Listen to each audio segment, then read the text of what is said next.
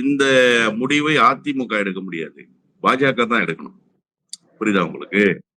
Decide பண்ற இடத்துல அதிமுக இல்ல சார். பாஜக தான் நீங்க இருக்கணுமா வேணாமான்றத முடிவு பண்ணணும். ஏன்னா பிடி பாஜக கையிலும் அமித்ஷா கையிலும் இருக்கு. ஒண்ணு வேணாம் சார், நான் தொடர்ச்சியாக சொல்கிற செய்தி ஒன்றுதான். சட்டப்பேரவையினுடைய கூட்டத்தொடர் நடைபெற்றுக் கொண்டிருக்கு. சட்டப்பேரவையில இருக்கிறாரு எதிர்கட்சி தலைவர்.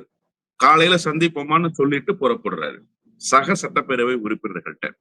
திடீர்னு காலையில 5:30 மணிக்கு சக சட்டப்பேரவை உறுப்பினர்கள் வாக்கிங் போயிட்டு இருக்கும்போது அங்கொன்றும் இங்கொன்றுமா செய்தி வருது. என்னங்க, எடப்பாடியார் டெல்லிக்கு போயிட்டாராம்ல, அமித்ஷாவை சந்திக்க போயிருக்காராம்லன்னு. 6 மணிக்கு இந்த தகவல் கிடைக்குது, 6:30 மணிக்கு இந்த தகவல் கிடைக்குது, 8:30 மணிக்கு டெல்லியில இருக்கிறார். பத்திரிகையாளர்கள் சூழ்ந்து கொண்டு கேட்கிறாங்க. இப்ப என்ன சொல்றாரு, நாங்க கட்டடம் கட்டியிருக்கோம் பார்க்க வந்தோம்னு சொன்னார். அமித்ஷாவை பார்க்க வந்தோம்னு சொல்றாரு. 3 கார் மாறி போய் அமித்ஷாவை போய் சந்திக்கிறாரு.